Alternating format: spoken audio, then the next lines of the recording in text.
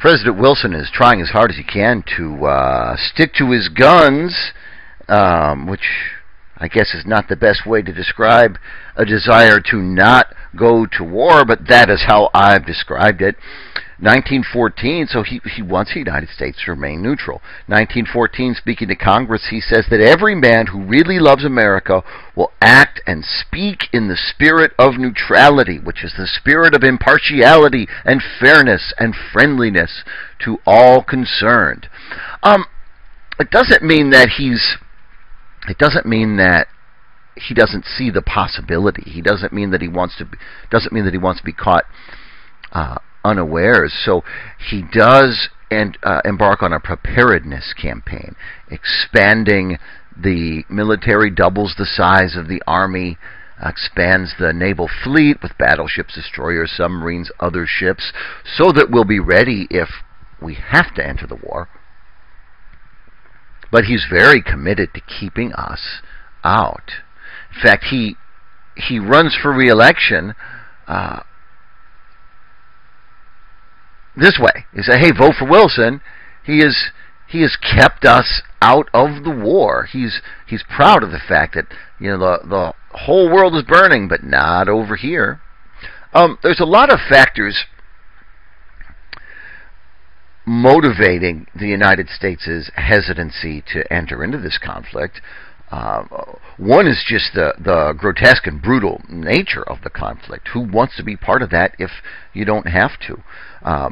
Economics is always a major factor, and we have competing economic interests with nations on both sides of the cause, both sides of the war.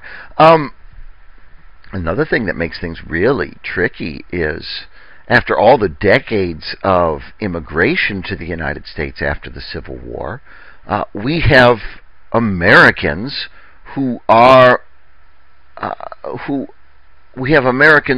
from, or the children and grandchildren of people from all the countries involved in this war, and are not very excited to pick up a gun and shoot their countrymen or their father's countrymen.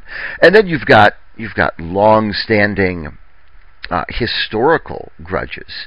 We've got a massive Irish American population, and they're not about to side with Great Britain over anything. We have a number of Russian Jewish immigrants who migrated specifically to escape anti-Semitic policy in Russia and persecution of Jewish people in Russia, and Russia's fighting on the Allied side, that the same side we would be on if we were fighting, and no. In fact, any enemy of Russia is a friend of ours is a sentiment shared by many Russian American Jewish people, which puts them in the awkward position of being sympathetic with Germany and perhaps seeing Germany as the defender against anti-Jewish persecution. Stay tuned for a later lesson. That's not going to policy that's going to work in the long term. Germany, on the other hand, had said, "Okay, you don't like our U-boats, we'll back off of this." But then the war kept dragging on, and they decided, you know what, anything goes. It's going to be brutal, it's going to be nasty, but we're going to ramp up the submarine warfare in the interest of getting this war over with more quickly, and then we'll pick up the pieces and play nice afterwards. And in February 1917, they do just that, and that leads to the sinking of an American merchant ship, the Laconia.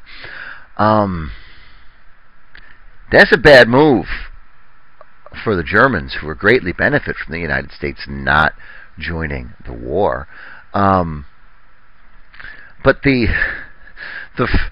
final push that got the United States involved in the war is one of the most boneheaded things that's ever happened. It's an affair known as the Zimmermann telegram. The United States intercepted a secret telegram from Germany to Mexico, in which Germany said, "Hey, Mexico, if you join the war on our side, we'll help you conquer back that territory which is now the southwestern United States, that the United States conquered from you back in the 1840s in the Mexican-American War." We get our hands on that. The Germans are explicitly encouraging our immediate neighbor to take action against us, and then it's a done deal. At that point, Wilson has very little choice. One other thing that softens the American public up to the war is the Russian Revolution. So Russia is an absolute monarchy controlled by the Tsar. Tsar is the title of the Russian kings, and it's just the Russian way of saying Caesar, and perhaps somewhat living in a fantasy world, the Russian Tsars consider themselves the continuation of the mighty Roman Empire of old, and Americans aren't too keen to shake hands with a tyrannical absolute monarch.